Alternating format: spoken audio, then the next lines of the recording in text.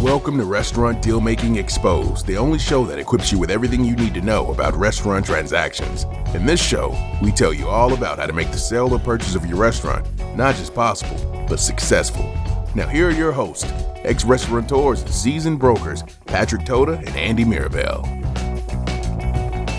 Hey everyone, we are back here on Restaurant Deal Making Exposed. We are off the record with Alex from the San Francisco Business Times. In today's episode, we are talking about how reporting, journalism, and influencer culture compete in shaping the public perception of the food scene.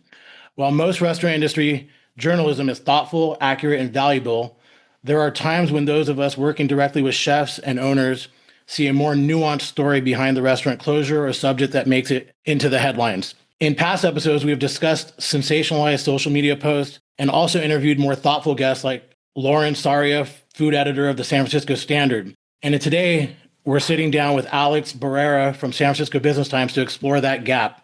Alex is the hospitality beat reporter for San Francisco Business Times. Since 2020, he has covered hotels, restaurants, food, tech, travel, tourism, retail, and arts as part of the American City Business Journals network. He brings experience from previous roles at the Associated Press, the Japan Times, the Daily Californian, East Bay Express, and more.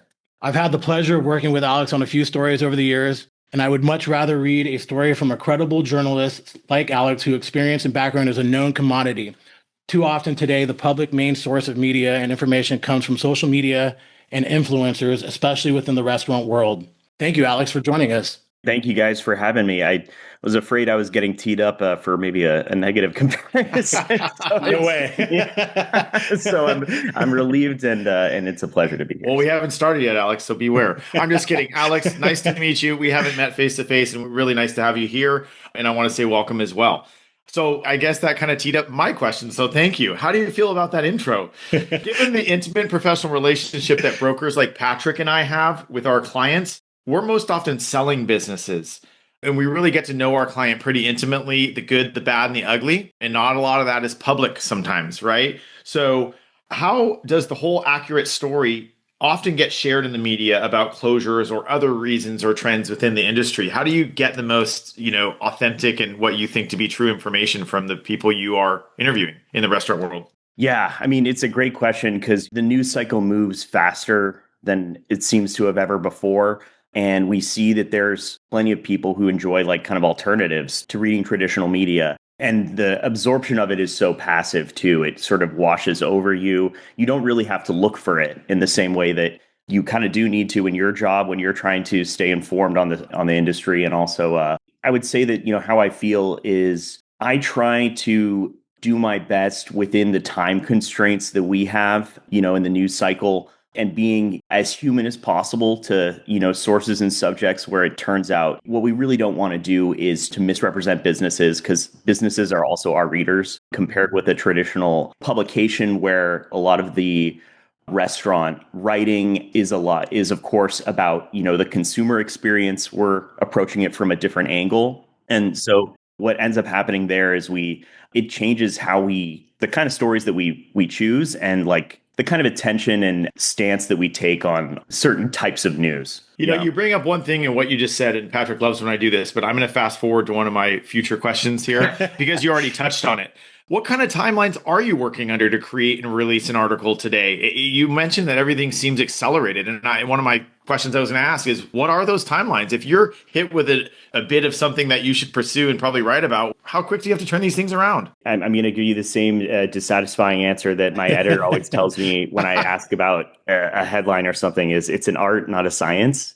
I'm writing about 7 to 9 stories a week. So I'm kind of balancing where to, really accelerate and push to publish versus where I can kind of give a couple extra days. I would say that when it comes to certain types of filings, things like liquor license filings, those are not done on a whim. And so we were able to kind of like see from certain things, get a certain level of certainty about just the very, very basic outline about this kind of project is coming to this place. And so like with that, we can move pretty quickly on that. And of course, like, every story we're trying to talk to as many people as we need to feel really confident about what we're describing, that it's accurate.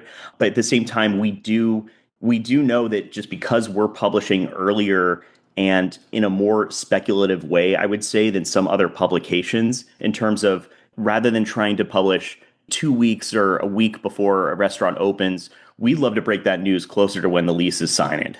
And so because that our readers want to know how neighborhoods are changing, where's the next thing that they can do. And so because it's so anticipatory, we sometimes can go with like just a small amount of news beat to really get out a story. We like to follow up later with the more in-depth, sit down with the restaurateur. But we do definitely make all efforts to try to talk to people and get, how they're thinking about the project. And just one more thing on this is just that because things are very early innings a lot of the time, where the restaurateur might not have even decided yet, what's the aesthetic of this place?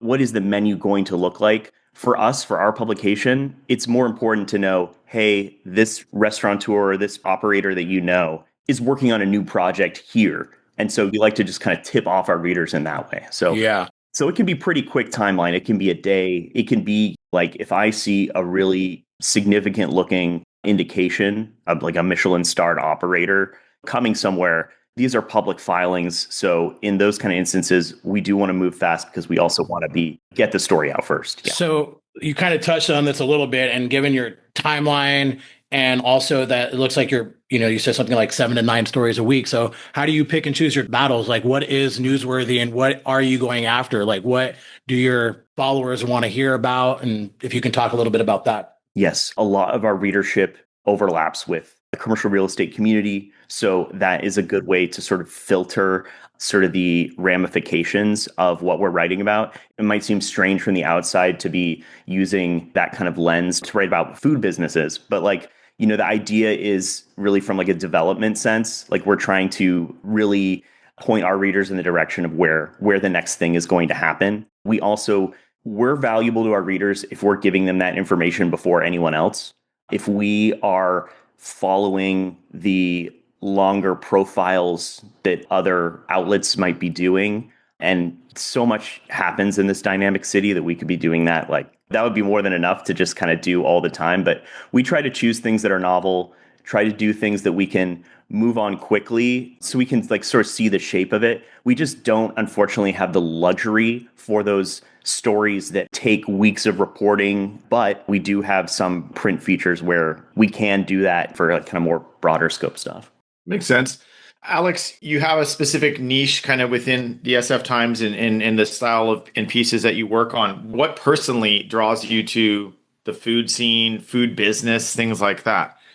I think that restaurateurs are some of the most hardworking people in this city. They're also some of the most romantic in the sense that like they're really people who are dreaming on something. This is not an industry you go into if you are looking to cash out and to make a ton of money. When we talk with people and we get to know how these folks are thinking strategically about their business, which is like a whole nother skill set on top of the hospitality side of it, I think it just is a really enlightening thing for me. I'm very attracted to, I would say, just the people are always interesting and kind of endlessly fascinating here. So that's what I find interesting, but also I do really like the people, when we find those people who are first movers, who are being very deliberate about, hey, we know this is a risk, but this is why we're doing this.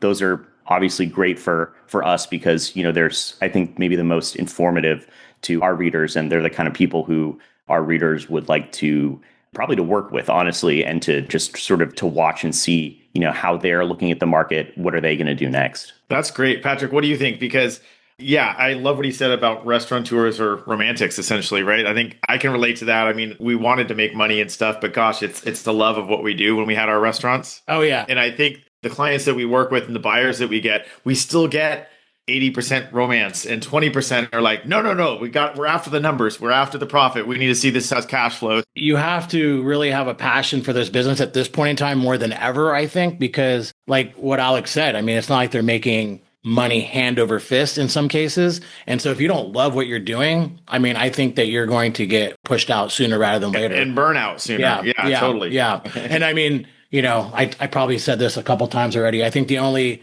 real TV show that captures this is The Bear. When I watch that show, like I feel that passion again. I want to like be in the kitchen. I want to like start expediting. I want to like do all the things. And like, I feel like it really captures that passion in a way that I feel stressed when I watch that show. It gives me anxiety again. But that's what I miss. Yeah, exactly. You're right. Yeah. That's so funny. Alex, tell me, what are your primary sources of finding out information? I know you touched on the ABC public information, escrow. What are the other, sources that you have to kind of follow all this information? Yeah, real estate brokers and restaurant brokers and people who are in the industry, people who are more enmeshed than me in the day-to-day of these actual deals are a great source to, hear about something early on to follow up with later. I do like the exactitude of public documents because basically one of them alone can only mean so much. But when you sort of like triage between a couple different places, it really starts to tell a story and sort of confirm things. And so when we do that, it feels like we're not always going to be on the same team, unfortunately, as the people we're covering, just because we're a business publication, but you're doing your job. We're not there to promote, people and to promote their agenda. So, like we sometimes do have to make that call of like, well, all the public indications suggest that this is coming and we're not hearing back from the people involved. Maybe that's because they don't necessarily want to talk about it yet, but then, I have my job to do with readers. Yeah. We have to set expectations with our clients too, and we've seen this be an uncomfortable situation when that ABC posting goes, or a media gets their claw into an escrow file or something like that, and then the staff finds out, or the public finds out ahead of what the actual business owner has said or not said to folks. And it can be uncomfortable at times, but I think from our role as brokers to set these expectations on when the proper or most appropriate time would be to either introduce them to a buyer, new owner, or inform your staff so there's not a mass exodus or there's not a lot of surprise and anger. Yeah, no, and there's working in advance with folks is so important too. These things are never happening all at once. They've been always in progress for a certain amount of time. So it's just, a matter of sometimes coordinating to see what makes the most sense in terms of, because there's this trade-off of how much detail like you can get and how much detail you can get like immediately, when it comes to deciding how to try to break the news on something. Yeah. Patrick, you got to get to number 5 here because last year we had a lot revolving around this subject matter, and I'm really curious. Yeah. Let me just touch on a story that I have that I think kind of summarizes like a lot of what we're talking about here. There was this grocery store, deli, prepared food thing in Palo Alto. It was called JJ&F. I don't know if you've ever heard of this business, but the owners were getting up there in age, and at some point they decided to close down the business, and the entire neighborhood was really angry because it had been in the community for a very long time, and they assumed it was like a landlord's issue, and it kind of took a life of its own. And with the journalism and the neighborhood, and they were like fighting for this business to kind of stay alive and find a new location and all this stuff. And after this is going on for a little while, at some point the owners had to basically come out and say we just want to retire. Yeah, right. We don't want to find a new location. And I think things like this happen. It's just anyways, it can snowball a little bit, and they just wanted their happy ending. Yeah. It's funny that especially when something becomes kind of like an institution, it's like the public feels a certain kind of obligation to or certain ownership of it, you know? And so it's just quietly retiring, to them, the humble business owners forever here, it's that's a private decision, but it's actually ends up being a public one in the scheme of things. And just, I think maybe the idea of getting comfortable with we're going to prepare a media plan for this kind of personal decision is that's a good idea. It's uncomfortable to people. And I totally understand because we're immersed in it every day, or I'm immersed in it every day, but people are encountering it for the first time, a lot. This happened with Joe's of Westlake, when it closed down several years back. There was a petition in the neighborhood. And I went there as a little kid. So and I'm sure I've talked about Joe's 100 times on the show, but there was a petition. I mean, like the neighborhood was pissed and they were just going to close down and they were in transition with their ownership. And at some point they did come back. But yeah, You better go buy some food from their booth at Outside Lands this year, huh? I better, Can you man. imagine they're in the lineup? I don't know if I could, that's the kind of food I want to sit down and eat, not like eat standing up, but. Okay, fine. Then I'll retract your ticket that I got you. It's okay. Oh, okay. So how do you view influencer pieces and posts as related to honest journalism? Like, what do you see influencers as? Yeah, I think influencers are trying to accomplish a different thing, but I think what they're tremendously successful at is, I think from a business's perspective, it is a really great resource to have because it is so visual. It's like so aesthetic. It's meeting readers in the place where maybe in a way, they're most susceptible to being persuaded is when they're passively absorbing it and they see these beautiful images of this and that. Some of the influencers we deal with are folks who like take our stories and then like narrate them like on a background of a screen grab they stole from us. And there's often no context in that, right? I mean, yeah, and it's also kind of like you don't know where that information is from because it's not cited. Like we influencers, if you would call those folks influencers, like, and just people who also are just, the more professional operations there. Like they're in the business of marketing. They're in the business of building of selling you something. And whether that's selling you the mystique of their personality or selling their clients, which is the main thing, their clients' businesses, these partnerships. It's amazing the restaurant. I mean, it's not amazing, but the number of you notice when you go to these like grand opening events, really kind of glitzy restaurants, it's so many influencers and it's not a ton of media as maybe you would think.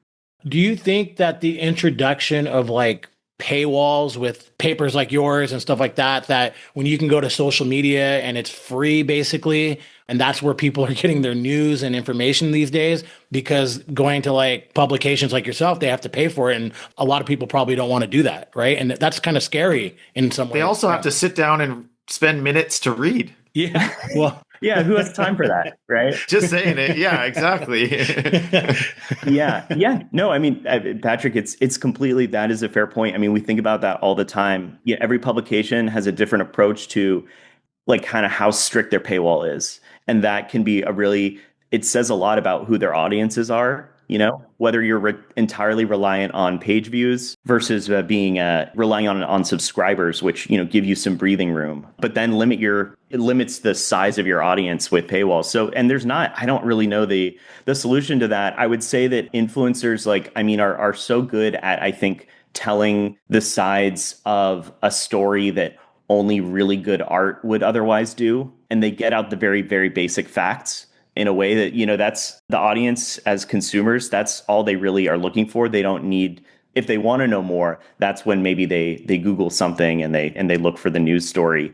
If you just are thinking, where am I going to go, for dinner tonight? And you see a great thing, it's so much more digestible to do one of those reels. And actually, it's interesting too. I mean, the downside to that is if you're trying to make business decisions on these things, if you're hyping up something to a client because you saw, a couple different things suggestive of it on social media, and you're not qualifying it like that, then it could be totally wrong. It's something that was produced essentially for that business, for the benefit of it. It's not a very, I get where you're going with that angle. Instead of like looking at like the San Francisco Chronicle, like food writer, or the New York Times food writer, where you know what the benchmark is for that person.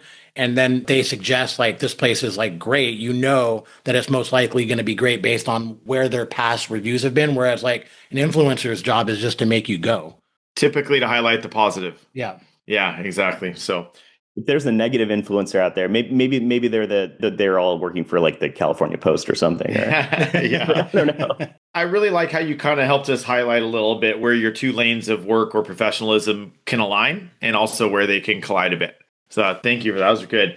I mean, that could go on forever. I mean, we're talking with people in the industry wherever we can and doing that regularly and trying to find, common ground, of course, because we're human beings and it helps both sides when it helps enrich both sides of things. If you can like do it the right way, it's just our preference and we're not going to hold something because I think sometimes communicating like what is a priority for media versus what's a priority personally for like a business owner is like that can be sometimes a big disconnect because I think that some people approach see like our paper and they'll say, oh, it's a trade publication. So that means that you're basically just like writing free PR for me. And it's like, unfortunately, fortunately, we're not going to be doing that. So Yeah. yeah. Well, I'd love to round out today with something a little more just in general about San Francisco. Patrick and I have lived in SF. I mean, essentially during kind of the same time periods, had our businesses during the same time periods, faced a lot of the same restaurant challenges and city challenges,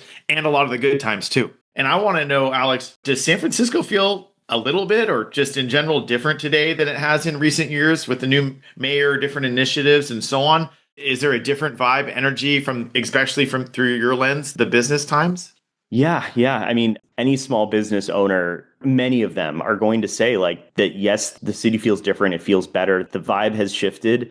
And they probably actually just got done doing like a little reel with Mayor Lurie. So they, they have that to, He's out there, isn't it? He's out there. He's hitting the streets. I love it. that's part of the thing is that like that change in, effective 2025 has been, it's restored so much investor like confidence in the city. So much is happening now that it feels like it wasn't trending towards that before he was there. But at the same time, it's like, it's not like it's just one person who's single-handedly doing all this. I think we've had the benefit of some of the trends in these larger industries and people sort of starting to say, okay, I think that there's enough I can get behind. So looking at it in a glass half full way. And I think that you can say it. You can say, yeah, it's okay. No, I'm not going to. This is the one, one podcast, the one conversation that I won't say it. But yes, I think that the economics are, of course, what comes with this is the economics for restaurants are still always really challenging, especially as, the kinds of things you want to import, all the costs that go into making that happen is hurting them right now. I mean, I was talking with a guy the other day. He was going to open a cafe in Hayes Valley, and then he heard about the Strait of Hormuz being closed, and he immediately went and canceled that lease because like, I know that he's like, look, I listen to the BBC, I listen to international news, and that kind of helps tell me how people are actually thinking. And he said, not just within our bubble, within, our SF bubble, he's looking more macro. We're a victim to it a little bit too, just where it's it's really interesting, this whole perception reality thing, because it has such a big impact on things like tourism. I mean, we're definitely on the upswing here, and it may never be like 2019 again. But some people think that maybe there was actually, when it comes to restaurants, maybe there's some kind of market correction there where it's how many can the city support? There's a new normal, right? I mean, it's like everybody keeps waiting for this reset to take place, but maybe it's just a different thing altogether, right? I mean, I guess my question is, given that you guys cover this type of thing, you keep hearing about all these AI leases and this new kind of leases are being signed at a record rate in San Francisco. And I know my brother does SF rentals. And so he told me that rental prices are through the roof right now in San Francisco. So I assume that means that people are signing a bunch of leases, but does that translate to people spending in retail and restaurants and all that stuff? I think that's maybe everybody's just looking at restaurants a little differently now. Yeah, I mean, every day I check the permit filings and I'm seeing people making that bet to jump into this industry that has no guarantees but is so important because it's our nightlife. That's San Francisco's, it is our calling card in a way it isn't for other cities. It's so important in a cultural sense for the city and an economic sense from all the employees and everything like that. I don't think that direct translation is happening immediately because prices for everything and the cost of your Starbucks are still very high. And also when I say restaurants, we write about cafes, we write about any kind of food. It'll be really anything that can sort of, manifest physically as as a new thing. Yeah. Well, we really, really appreciate you having you here today. There was some really neat little gems. I loved you pointed out that you say to your boss that what you do is art, not a science, that's pertaining to some of these pressured timelines and such. Oh no, he's telling that to me. And then he tells that to you. But then when it's convenient, I can relay that back to him. So. Makes sense. It's a back and forth. Exactly. Yeah. I mean, restaurateurs are romantics. I loved that. I'm going to hang on to that one for a while because that made me smile. And it really was nice also that you brought up, that what you do with SF Business Times, your journalism is about businesses and it really does overlap with what Patrick and I do in real estate world and business lease development, all that stuff. So we see a lot in line with you. All right, real quick, I got to ask you an extra question, Alex. Can you name one of your San Francisco favorite restaurant or food, institutions, something new or old? We don't care. We just want a recommendation from you. Gosh, one restaurant that I miss every time I go by on North Beach is Cassava, when that was, over there on Columbus. But their new place in the financial district in this like really kind of cool setting is a place that, I think is kind of one of the neater little gems around the city. I went to the Morris for the first time this past week. Oh, yeah. They've been there for a long time. Yeah, they have been. And I talked to Paul Einbund a couple of times and he was really delightful, but I had never gotten out there to actually go. And that was, I think, maybe one of the best meals I've ever had. So, cool. That location is, before that, it was called the Slow Club back in like the 90s. And that was my Blowfish era down the street. Yeah. Slow Club. So that location has been something good for a very long time. Yeah. The Morris is great. Yeah. Cool. All right. Well, thank you so much, Alex. Patrick and I both very, very thankful that you used your valuable time to be here today. Join us next time for another episode of Restaurant Deal Making Exposed. Until next time, thank you. If you enjoyed today's show and don't want to worry about missing an episode, you can follow the show wherever you listen to your podcasts. And if you found today's episode interesting or useful, please share it with someone you think would benefit and consider leaving a rating and review. Reviews help restaurant owners or buyers just like you discover this podcast and benefit from the important topics covered in the episodes. Your opinion matters to us as a listener, so feel free to leave topic suggestions and feedback for us, as we will use these to tailor the episodes to you and help you get the most out of listening. Thank you all for listening to this week's episode of Restaurant Deal Making Exposed. If you're considering selling your business and would like a free consultation, reach out to Patrick and Andy at therestaurantsalesbroker.com or visit www.therestaurantsalesbroker.com to learn more.